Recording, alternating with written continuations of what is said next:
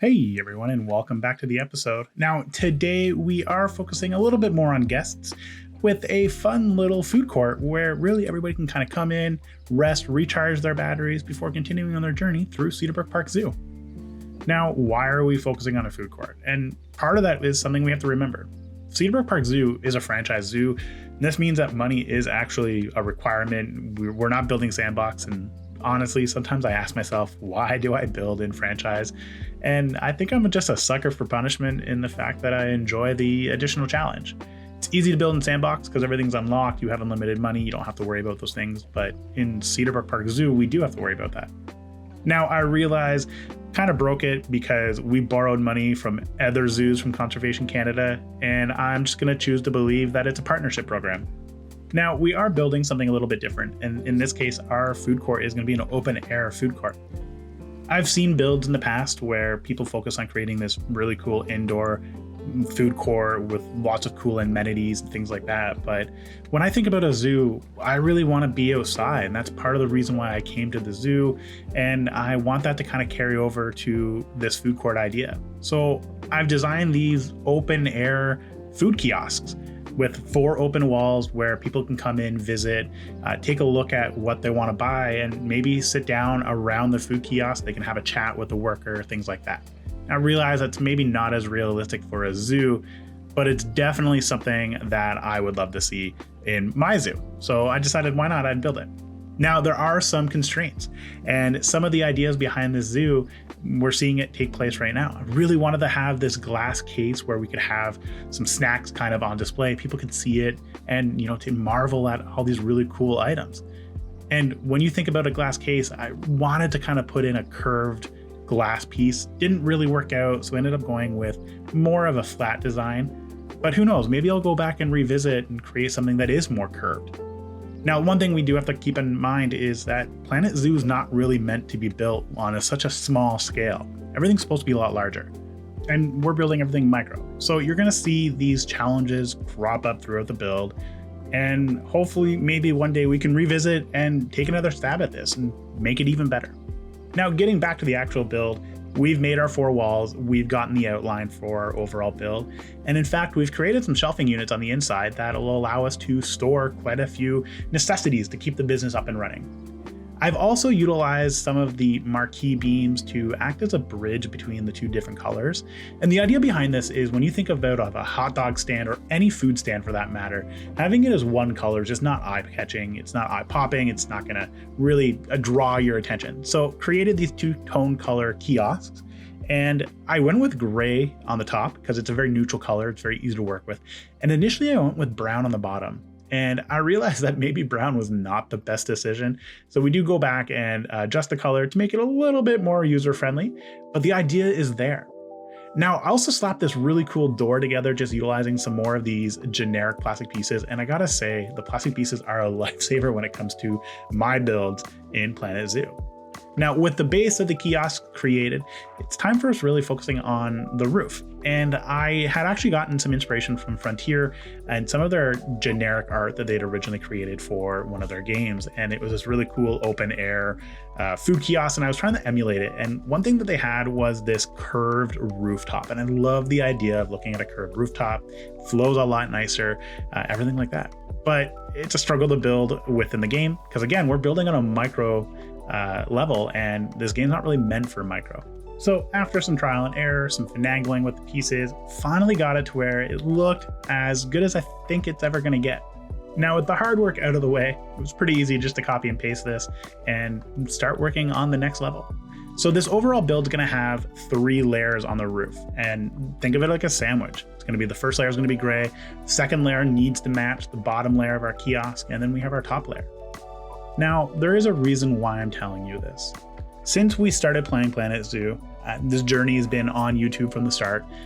We've never uploaded anything to the Planet Zoo workshop. And there's a reason for that. I didn't really think any of my builds were quality builds that people would want to download. And I think one of the first things I've uploaded was actually the entrance to Cedarbrook Park Zoo. So it's there. If anybody is really interested in downloading it, I'm going to put a link in the bottom. But my skills have improved, and I really want to share the idea of this really cool food court item. So I've made them modular, and the first part of this modular style food court is the kiosk.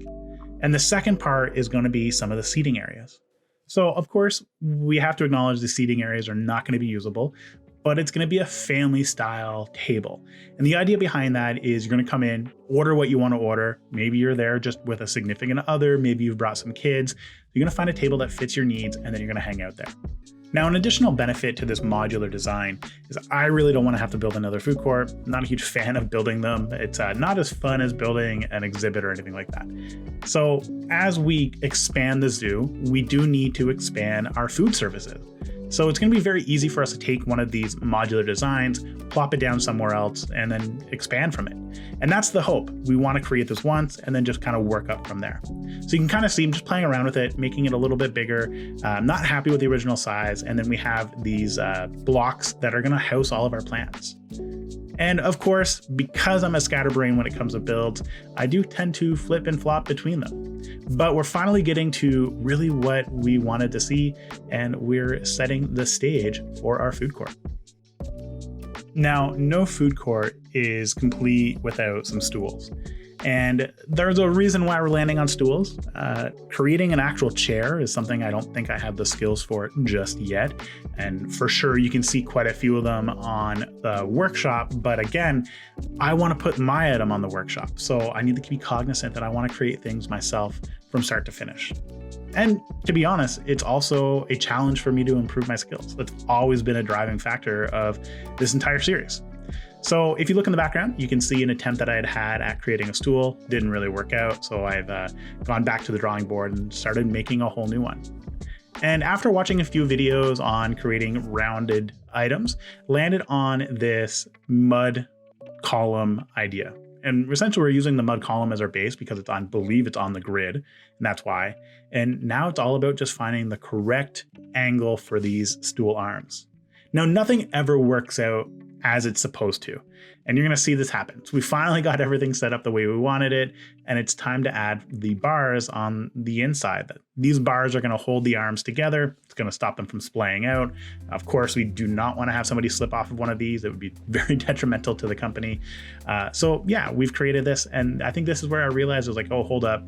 Like we've definitely created something a little too short. So ended up having to recopy everything and figure it all out, finagle it all around, and we managed to do it. And I'm really happy with this stool that we've created. Now, hopefully this portion of the episode is going to help you to build your own really cool items like this. If you learn how to build something like this, I can do it, you can do it, everybody can do it. Now you are going to see a little bit of a jump forward here. And a portion of the build was done off camera. And part of that reason why is because it is a modular design, and the idea was really just to create some easy to use food kiosk items. So with that out of the way, it's time for us to work on creating something else that's going to invite and welcome people to this area. And I really wanted to do a fountain. Now, I'll be honest, I don't know if maybe this is a symptom of me playing some other games that had some really cool fountains in them, but I don't know. And I think it was time for us to decide to build our own fountain for Cedarbrook Park Zoo. And let's be real, fountains are like the most iconic thing of a city zoo. You ever go to a city zoo, you're always gonna find these waterwork items. And I don't know if maybe it's because they have a lack of natural areas. It's, for lack of a better term, you're in a concrete jungle. So you have to make do with what you have here. So being a little bit more confident in how we can kind of create these really cool shapes, utilizing this mud column technique, we created our hexagon column. Now this particular column is going to go in the center of our fountain. It's going to act as a centerpiece for everything. It's going to kind of tie it all together. It's a start. And of course, it goes through quite a few iterations. I did cut out a little bit of it because I didn't think you guys really wanted to see it. But I think it actually worked with what we wanted to achieve.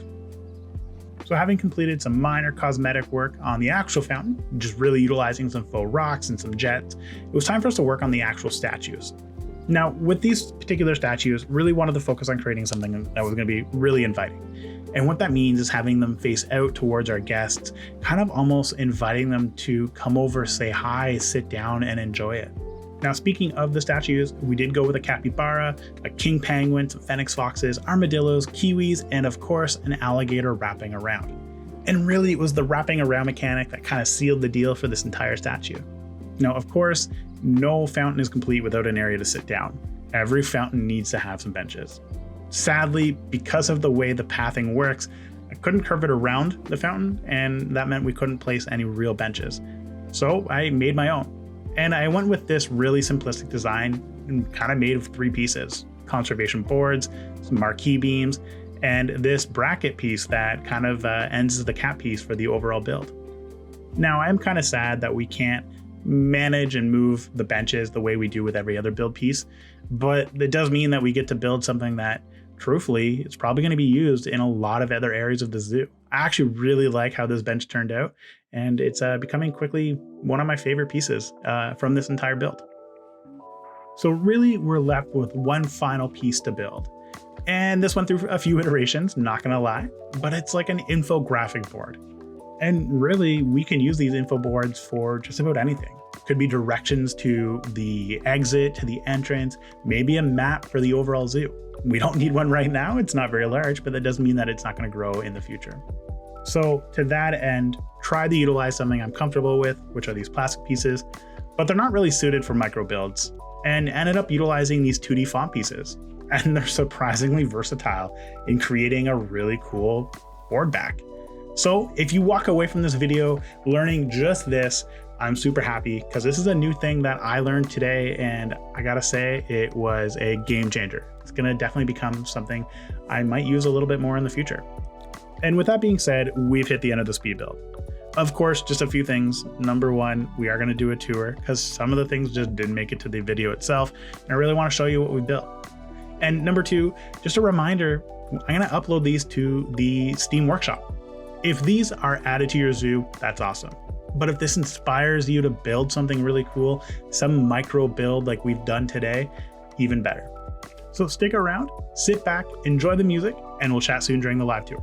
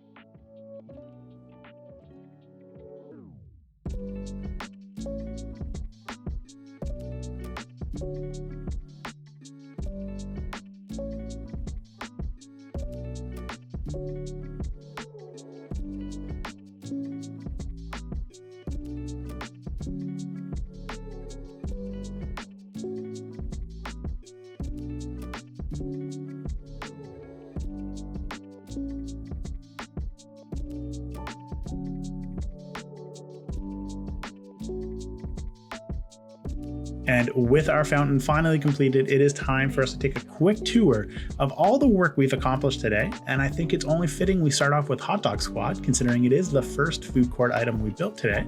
And I gotta say, we have a few changes to go over. Of course, we have our little billboard sign, and I did adjust the colors. You can see it's black now. It actually fits much better with their logo as opposed to that brown. So thank God we changed that color. And my first step into kind of creating custom menus, we have our chief beef menu with 2 things on order. We have our hot dog and jumbo hot dog. And I also added in a video with a red border. So I'll get into the red border, but the video, I thought it was really cool that you can actually have these playing, and I think it's a really cool advertisement aspect of it. Now, originally I wanted to have like a wood piece bordering the screen, but there's nothing that's actually small enough for the sides. So I ended up going with this red background, which kind of acts as a border, and it's kind of like a cheap way of going about it. So I'm really happy with how that all turned out. Of course, we have our stools that we've made, and then we have our custom communal tables. And I've added in these like little bench seats. I toyed with it. I actually had these stools over here as well, but I went with these. I think these just looks a little bit better. Of course, we have a garbage can where everybody can kind of throw their food into when they're done. And then lastly, we have our picnic tables. So the picnic tables are actually usable, which is the important thing here. So there is pathing all underneath this. Trust me, it took a long time to get the pathing to work out, but we've accomplished it and I'm quite happy with this area. Now moving on to the Gulpy, very similar. We have our menu, we have our Gulpy sign, our graphics, everything like that. Did kind of keep the yellowish, I did adjust it. So it's not brown, it's actually like a yellow, but I think it fits well with the Gulpy logo. And then we also added our little advertisement. Now you're gonna notice there's a little bit of a different thing here. And I just went through and added on a little arm to this section. And the idea behind it is, I wanted to create something that's a little different from the box over there. So made a little bit of a different design choice on this one. And again, they're modular. So I can pick this up, place it somewhere else, move them around, add in the other one, and kind of have small food court items just about everywhere in this zoo. Now, of course, we do have a picnic table right here, and looking at it from this direction, it doesn't look that great. So we're probably gonna have to move this one around. But again, that's part of the idea of doing a tour, is you can see it from the ground, and it'll definitely shape where you wanna go from there. Lastly, we have our fountain. And I gotta say, I'm super happy with how the fountain turned out. Of course, we have our statues and they're kind of all looking out, inviting people in, and it gives you an idea of maybe what kind of animals you're gonna see here. So of course, we do have to build enclosures and habitats for each one of these guys. So that's gonna be a goal for the CBZ to grow and expand. I am really happy with how this turned out. I remember one of my first builds, I struggled with getting the water to kind of form up, and I'm much happier with what we've accomplished here. May not be perfect, but I'm really happy with how it turned out. And of course, lastly, we have our little infographic. And I tried to put zoo at the top, but I couldn't find something that was small enough to fit there. But now that I'm looking at it, I actually have an idea. And we might just have to utilize like a screen and put the screen at the top and then kind of sink it into the green and go from there. But I am pretty happy with how this little infographic worked out. Now, of course, and I mentioned this earlier, you are going to see all of this go on to the Steam Workshop. So if you feel that there's a build here that you really enjoyed, please, by all means, download it, utilize it yourself. And then if it's inspired you to build something even better. Now, I just want to say one more thing. I just want to say thank you so much for watching the video. And of course, ciao for now, everybody.